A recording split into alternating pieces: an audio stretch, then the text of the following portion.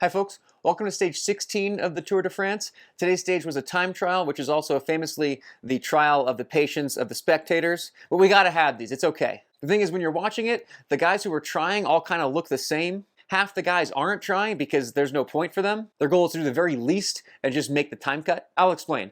I watched this time trial in its entirety, so you don't have to. You should watch like the last 5 or 10 guys go off. That's when it gets good. Or watch the whole thing if you really like to see drool dangling from dudes' chins. But I'm going to give today a 2.5 out of 10. The last few guys, that was pretty good to watch. All right, today's episode is brought to you by Lactigo. This is a topical gel. You just kind of stick it all over your legs. It's a painkiller. It's refreshing. Folks will use it after a hard ride. It does make me feel like I can go smash, especially like a short effort. Phil sent me for 10% off there. Okay, some quick notes. Yesterday I did put up a joke video. It was 2 seconds saying, "Why did you click on this? You know that today was a rest day." The thumbnail was Pogacar in the yellow jersey. Obviously I did that as a troll. I took that down this morning because there was a chance that it was an accidental spoiler if Pogacar had a different day. Previous episode, I mentioned Curious George. It's the man with the yellow hat. I'm sorry. I gotta do one more lap of the guy in the white hat, the spectator who caused the crash.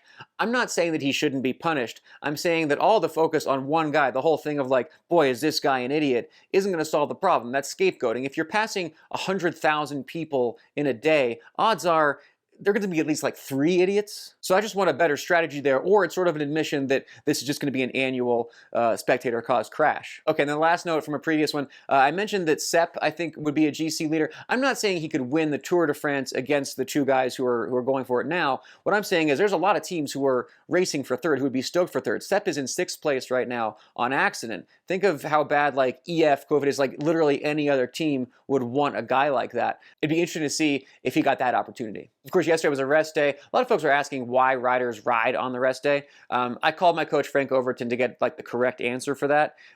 He explained you're not training, of course. You're spinning your legs. What you're looking for is blood flow. That's pulling the lactic acid out of your legs, and you're just going to feel better the next day. Really, it's kind of the same reason they do massage. Of course, Pogacar posted on Instagram yesterday himself doing a backflip into the hotel pool, which I love that. That's fun. But for sure, there's like some old school directors. They hate when you have fun. They want you resting. You're allowed to do your easy ride, and then you're supposed to be sitting with your legs up, stressed out, staring at your phone. But I love that nobody on UAE is telling Pogacar what to do. Okay, today's stage, 22-kilometer time trial. Starts with a climb, some flat rolling, and then ends with a tougher climb. Not a ton of flat terrain for a typical time trial at the Tour. Kind of an interesting pacing strategy. How much do you save for the last climb? How much do you kind of soft pedal going into it, because that's really where the time is gained and lost? How much do you burn on the first climb, because can you recover from that in between? And when you're watching the stage, the announcer's like, okay, this guy's in the lead, this guy's in the lead, this guy's in the lead, and it just kind of topples all day, and you've got one dude. So Romy Cavagna set the fastest time. The thing is, he was never in the lead. The other guys just hadn't gone yet. That's like the infuriating part about watching time trials. The last 10 guys are just going to shatter whatever times were before them. So you had poor Cavagna in the hot seat all day with the camera just doing like reaction shots as guys pass by, and then of course like Wout comes through and takes that seat over. And then when the real GC guys started going, they were all faster than Wout. The course did kind of favor the climbers over the Wout types. So when the GC guys started going, they were all up on him on all the intermediate times. Gaudu looked great, Pogacar looked great, and then Jonas Vingegaard absolutely torched the entire thing. Now, all these guys would have like an earpiece telling them like, okay, the next turn coming up, like they've ridden the course. They probably followed a previous rider on their team in the team car to get a sense of the course. But they would have their earpiece would be saying like, okay, this next turn is fast, this next turn is slow. But it was just really palpable the way Vingegaard smashed through the corners. Most of these guys you're looking, they all look fast, but he looked visibly faster than everybody else. And of course he won, and he didn't win by a little bit. He won by 1:40. So I guess we see why he wasn't stressed about the little attacks in the last kilometer a couple days ago. You know, I was yelling at the TV. A lot of comments were saying he was a coward. He should have attacked Pogacar. You're not. It's impossible to call someone a coward when they say all year he looks in the mirror and says, I'm going to win the Tour de France. Hey, Wout van Aert. Hey, Sepp Kuss. You're going to bring me water bottles because I'm the man. Jonas must have known he had something in the tank for today, and he was going to take care of it. He raced his own race. Today's bike racing math, 25%. That's how much time you can lose and still stay within the time cut in the time trial stage. This stage is the biggest time cut you'll get at the Tour because they're always worried about the specialists going faster than the sprinters. But a 30-minute TT, that's 7.5 minutes. You can bet a ton of guys are doing this math because most of the guys are just supposed to save energy, and today's kind of another rest day. Their team would be pissed at them for wasting energy if you know it's a foregone conclusion to the most part. If you're not in the top 20 GC and you're not in the hunt for the stage win or a stage top 10, depending on the team, they want you saving your legs as much as possible. They don't want you drilling yourself to come 50th. So that's what they're not saying on TV. How many guys aren't trying? They can't admit that. But all day you'll see like one guy is just catching dudes one after another. It's not because he's that much better. It's because the other guys are like literally soft pedaling. And of course, the commentators did talk about the equipment. There's a lot of dorkiness going on. I don't think they really gave the extent of how much that matters. The 3D printed handlebars, the waxed chains, shout out to Silka. The bikes, of course, but the suits, the helmets, the wheels, the tires, the rolling resistance, are your tires the same width as your rims? The aero socks, the aero gloves, the visor. All of this stuff is super marginal, but we're talking, 2 seconds a kilometer. Well, there's your win. Honestly, the discrepancy today between Jonas and Pogacar might just be equipment. It might just be the Colnago versus the Cervelo. Bad day for Colnago. They also weren't talking about position much.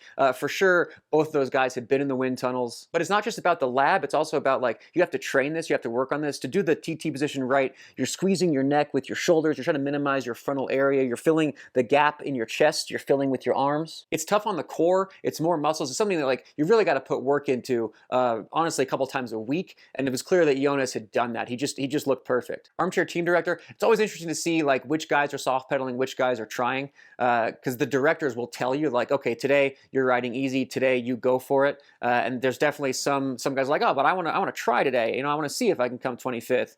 And the director's no, we need you tomorrow for the lead out. There's an element too of the teams have to invest in the right position for their riders, the right gear, which guys did they decide to put that effort into? There's other guys who clearly have never touched their time trial bikes. I didn't even get my time trial bike one year until August. I didn't see it. I saw it at a couple races, but I never had it at home to, if I wanted to be good at time trials, it'd be impossible. There's for sure a lot of guys in that same boat here. Armchair race organizer, short time trial, still short TT, 30 minutes, it's solid. It was enough. I'm gonna say it was enough that the best man clearly won this tour, but I want a longer TT. I want one with a little more flat. I want one stage where Filippo Ganna can just smash all the skinny dudes because here's a guy who could just do 450 watts for an hour. And I wanted an advantage for him. That's why he didn't show up to this tour. There was just nothing for him here. But I think as boring as it is, a long flat TT is kind of important to show the best all-round rider. Some years they have team time trials, which that's just kind of bullshit. Now that there's some teams that just have so much money and so many better riders, you're really just giving